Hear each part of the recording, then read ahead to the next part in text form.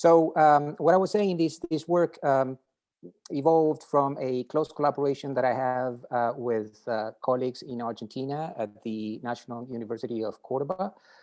From the group, I want to highlight and emphasize the contributions from the younger two, Santiago, who's a grad student, and Pablo, who's a junior faculty. Well, they honestly started with an idea that I say was quite crude, and they transformed it into something that I honestly think is quite interesting.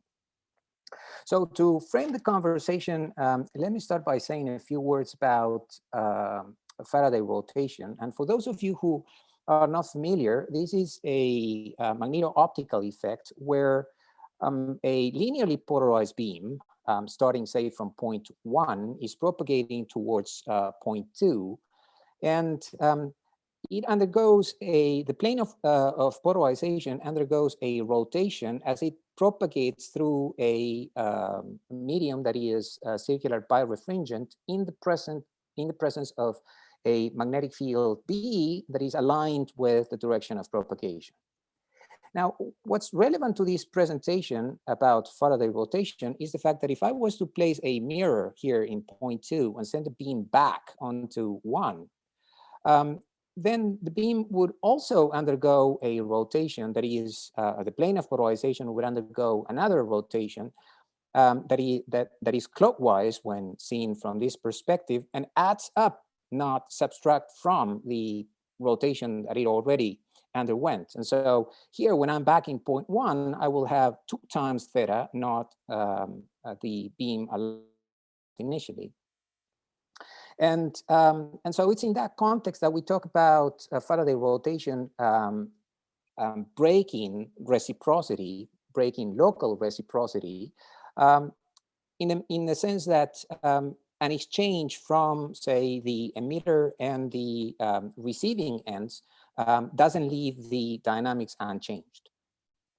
Now, it turns out that Faraday rotation is quite important in present optical communications, but it's kind of difficult to integrate with devices because it's difficult to small.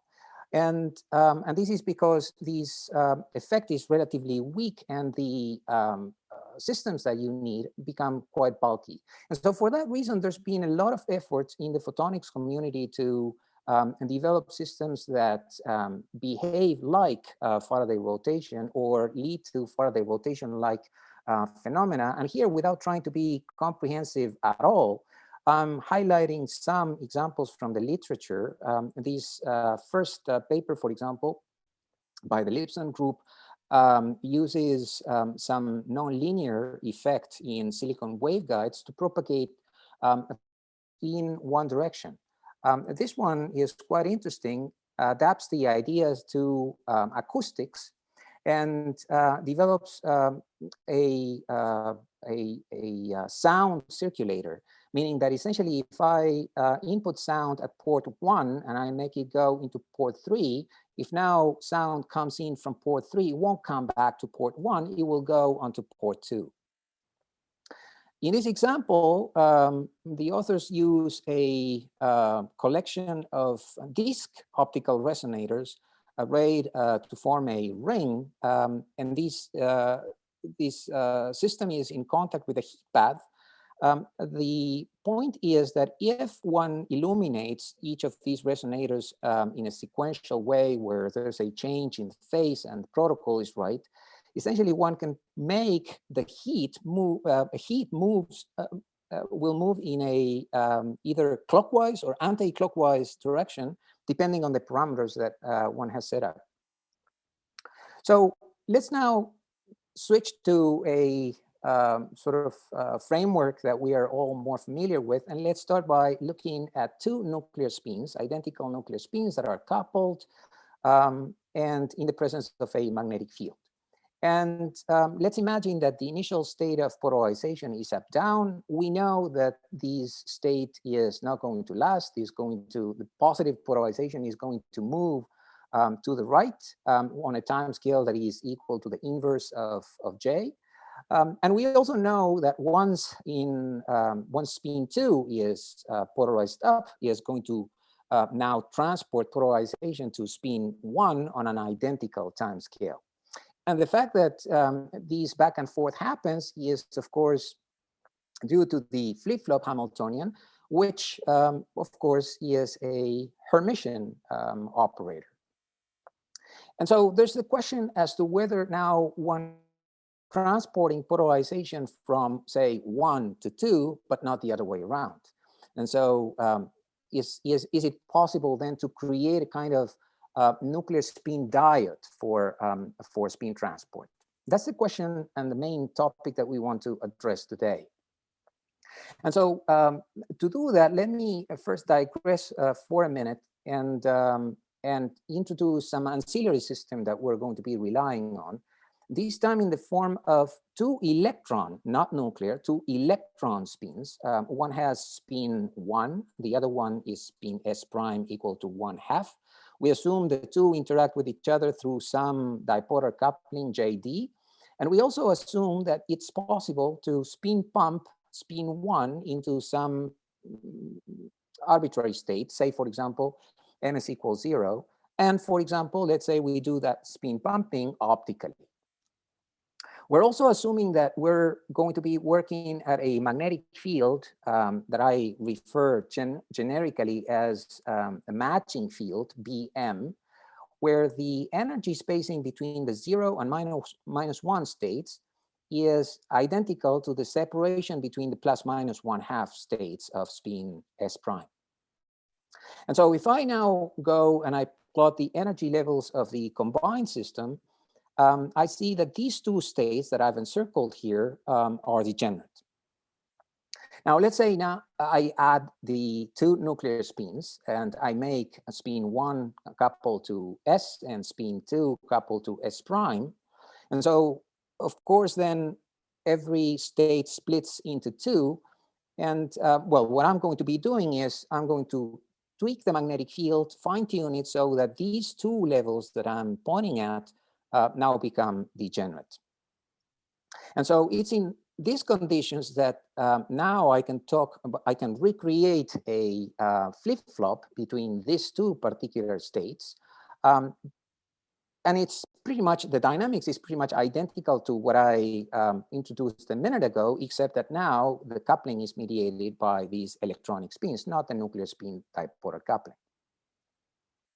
So let's try to go more rigorously through this. And so let's now consider the 4-spin system, and let's now solve numerically the exact dynamics. And what we see is what we just described.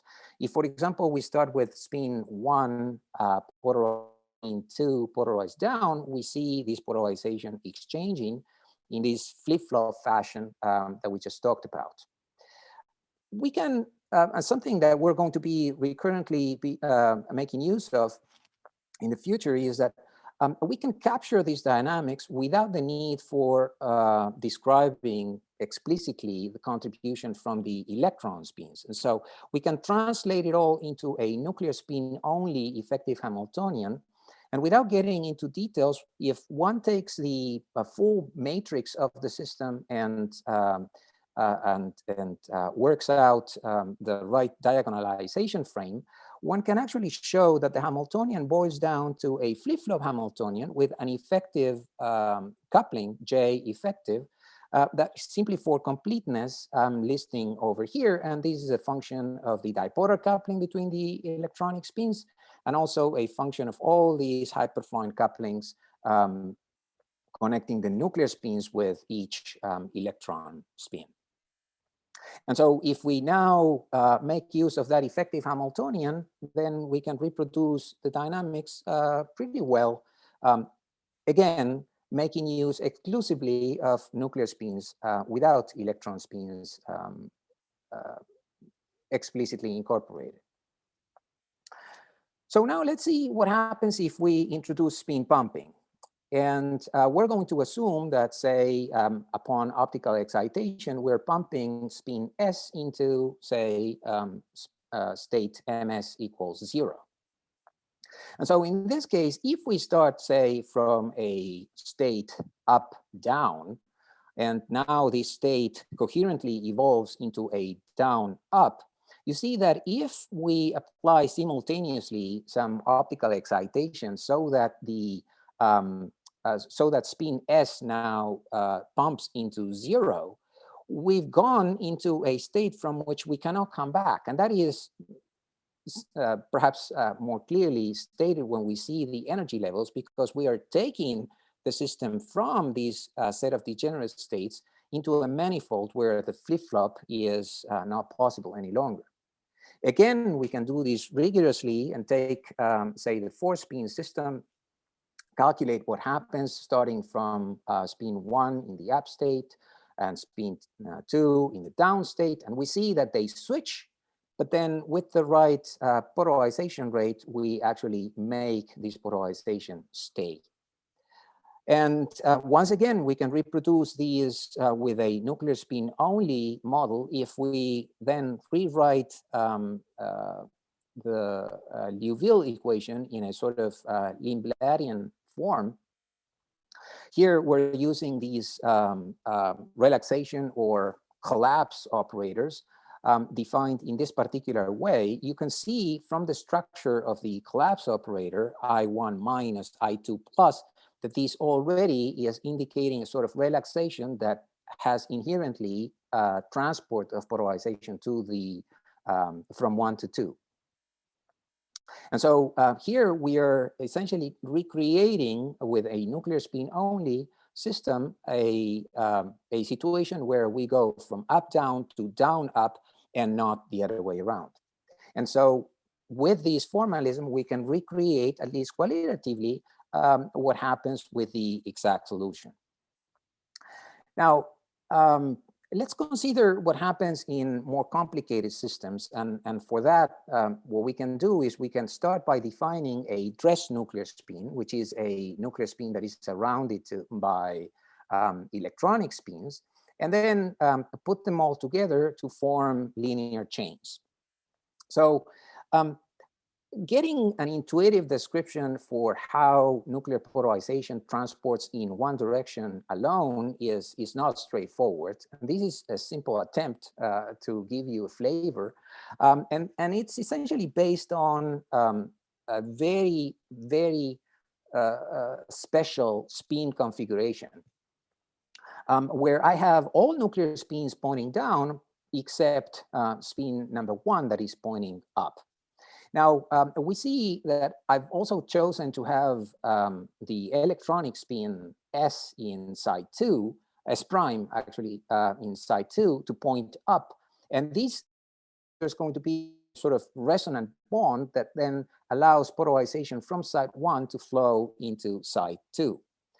Now, if we turn on the laser at that particular point, at least in this scheme, the polarization from side 2 cannot come back to 1 simply because we are now making this bond non-resonant. And so we trap it in side 2. And so if we look back, we see polarization move from 1 to 2 in a one-directional way. Now, moving forward, I cannot move this polarization from 2 to 3 because this electron polarization is not the one that I'd like to have. But that, of course, could become the one that I need if I incorporate spin lattice relaxation, because eventually this electron spin is going to flip. And when that happens, this particular bond becomes resonant. And so then there's another transport of polarization to the right, which cannot return because the laser will go on and continue pumping the so spin S into MS equals 0.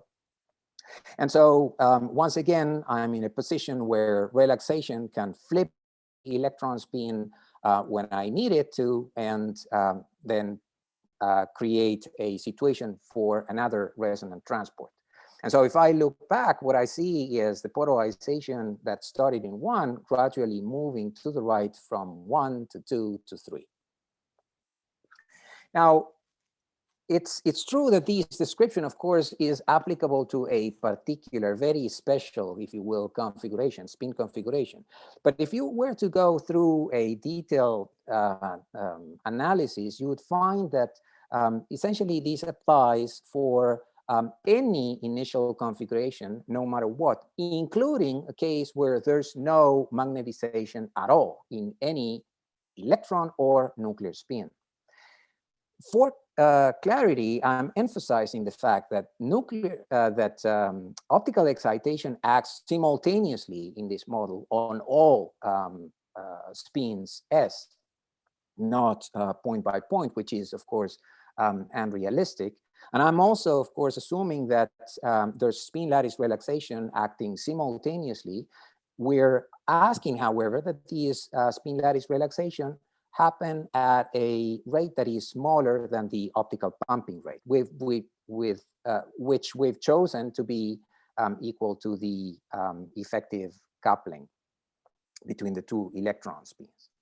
So let's see an exact numerical solution for the case of 3 nuclear spin sites.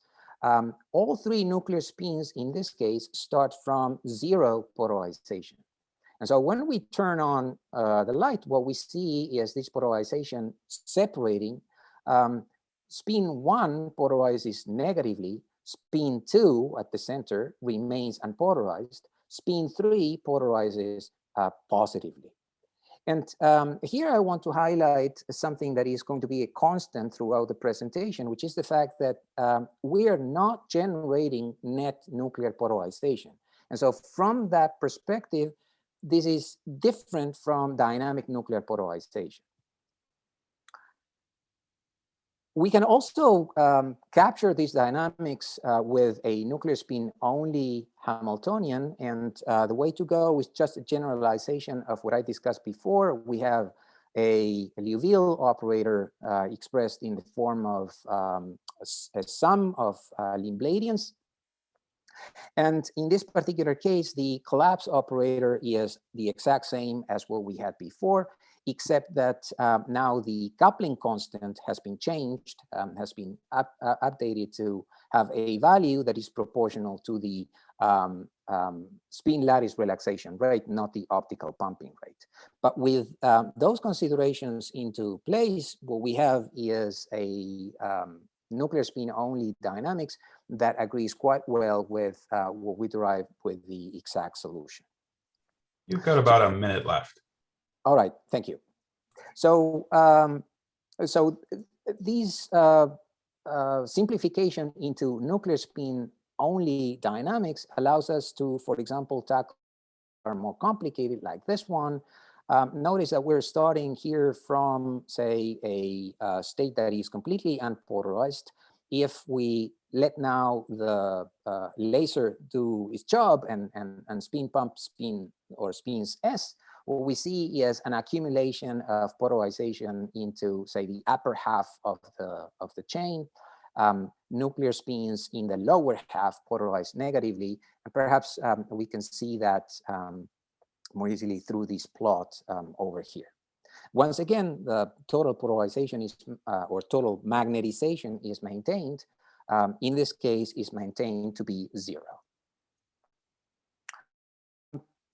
The last point that I'm going to make deals with the polarization or the dynamics of spin chains that are periodic, have a ring-like structure, like in this particular case.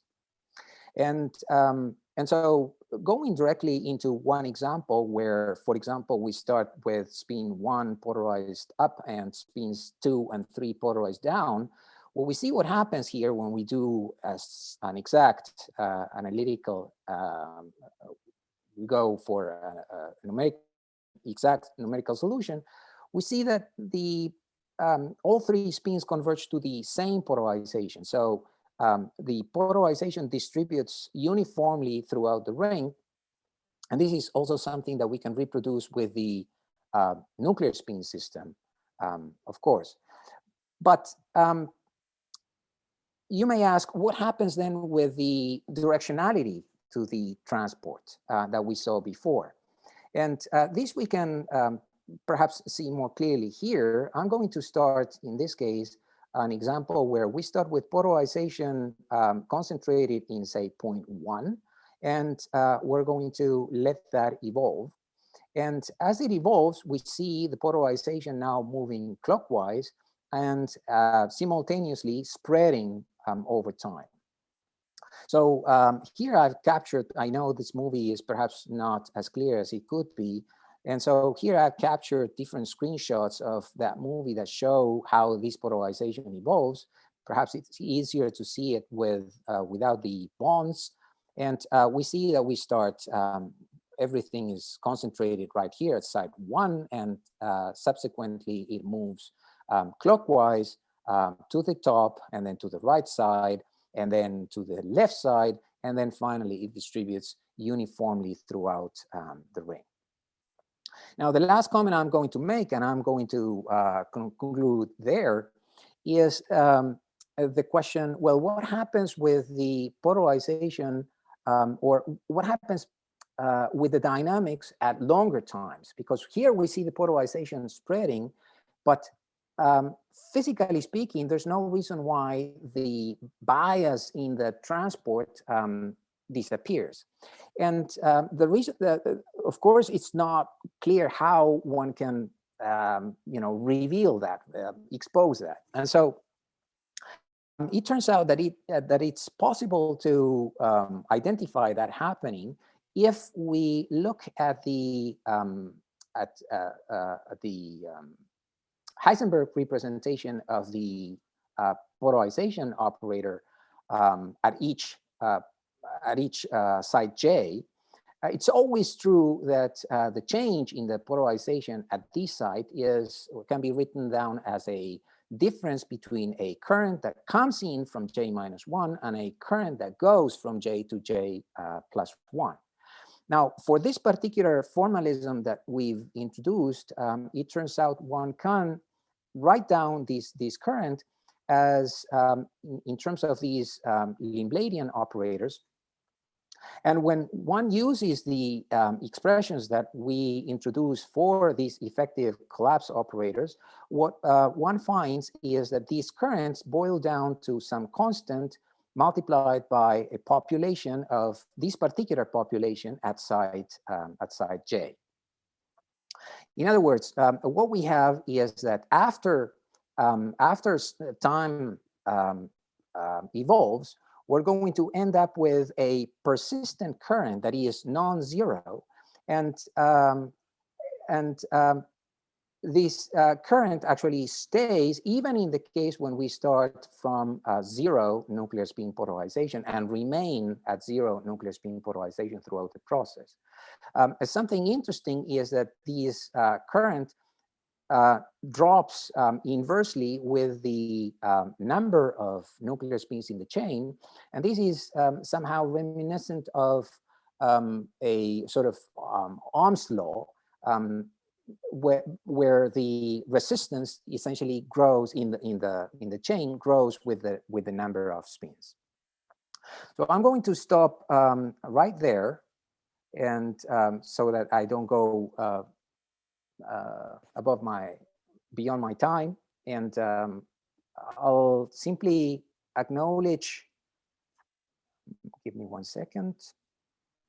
I simply want to finalize by again thanking my collaborators at University of Cordoba, and indirectly also people in my group who have been involved with this line of work, particularly Daniela, Jake, and Arthur, collaborators at Berkeley, Alex Spines, Jeff Reimer, Ashok Joy, the funding agencies, and of course, all of you for your attendance. Thank you. Thanks, Carlos. That was a pretty remarkable talk. We do have time for a couple questions. So one of them is, do you have a model system in mind? So you could probably go back to that slide that you ended on. Do you have a model system in mind to test your model experimentally? And to that, I want to add, do you think these ideas will be generally applicable for things including atomic vapors or do you think it'll mostly be suitable for solids?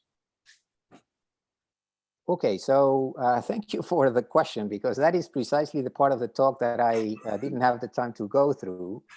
Let me see if I can now come back. The answer to that question, the short answer to that question is that I don't have at this time a very clear proposition for how to demonstrate this experimentally, but I have some ideas. And these ideas essentially build on the fact that there's been a lot of work recently, especially in the context of quantum information processing and using organic systems as a platform. And so there's, not to mention all the work in dynamic nuclear polarization with biradicals, systems essentially that naturally put together electron and nuclear spins. And here are some examples. I won't go through those in detail, but I simply want to mention, for example, that in this case, the electron spin can be optically polarized and optically read out.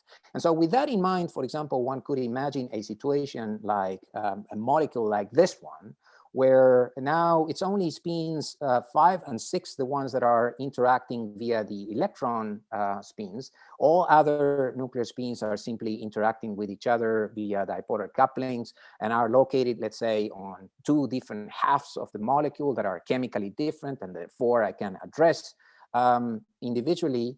And so if I was to turn on the spin pump in here, essentially starting from a situation where I have no polarization and all spins in a state of, in a totally mixed state, I would end up in a situation where I pushed all the polarization from, say, one end of the molecule to the other end of the molecule. And that is something that conceivably one can imagine detecting. So that's one possibility.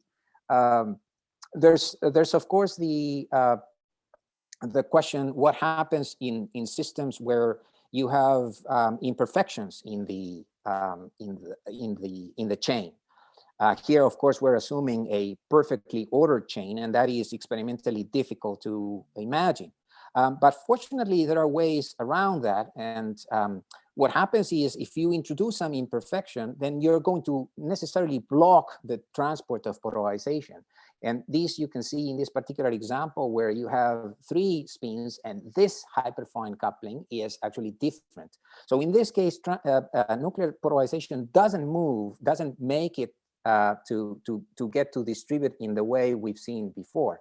But if we were to implement, for example, a magnetic field sweep that gives the opportunity to different pairs to become resonant successively, then you can actually accomplish that. And these are some examples for different sweep rates where that actually happens.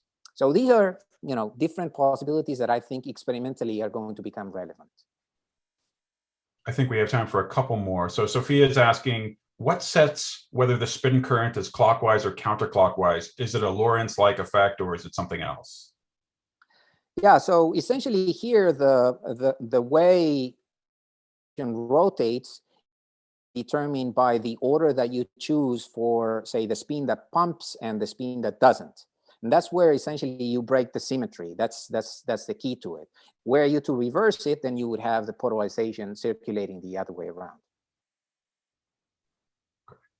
The next question is the effective J dependent on the nucleus type? How large is the effective J in comparison to a normal J coupling? Well, of course, J effective depends on the hyperfine coupling. And what we found working in a related context on hyperpolarization in diamond, for example, you find that, well, in this particular system, nuclear spins are dipolarly coupled, but very weakly, simply because they are dilute, they are carbons. You have couplings that are dipolar couplings between carbons that are on the order of hundreds of hertz. On the other hand, you can have effective couplings that are much stronger than that, on the order of kilohertz or tens of kilohertz, for strongly hyperfine coupled carbons. And we've seen in a different context that these carbons do play an important role. They are not frozen as one would naively imagine. They are not frozen from the dynamics. They are actually playing an important role in the transport of polarization from, in this case, polarizing agents such as the NV towards the bulk. So yes, this J effective can be quite substantial.